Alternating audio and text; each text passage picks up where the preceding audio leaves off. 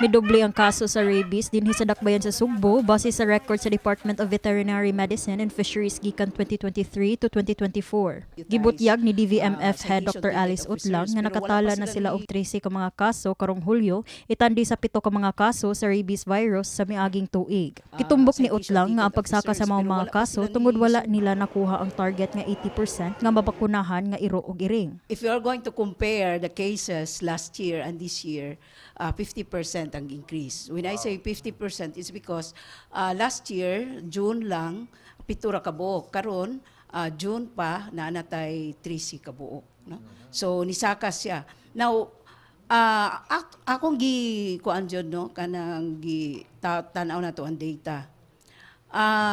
Taas ang kaso, it's because wa na to na-hit ang 80% ka population sa mga iro nga angay bakunahan. Base sa dato sa DVMF, natala sa Barangay Lahog ang labing taas nga kaso sa rabies virus sa syudad. Nasayran nga 4 ka kaso natala sa maong barangay.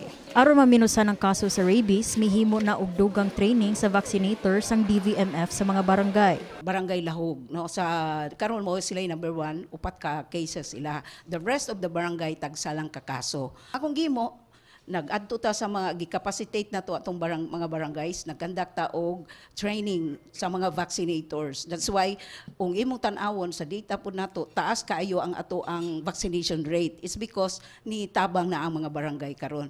Giduso sab sa DVMF ang issuance og citation tickets sa mga irresponsable nga mga pet owners nga makalapas sa city ordinance. Matud niya nga magdepende ang penalty fee base sa unsay nalapas sa mga pet owners. Yung i-strictly implement is kanang issuance of citation ticket.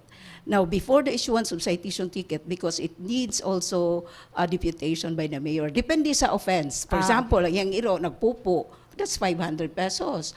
Kung ang yang iro wala niyang gipabakunahan, that's 2,000 pesos. Kung ang yang iro nakapaak o niya wa niya giobserbahan, yanong gipatay diretso, that's 5,000 pesos. Kung yang iro nagpositive sa rabies, that's 5,000 pesos. Kini si Eliza May Piñaranda, alak sa My TV, Cebu.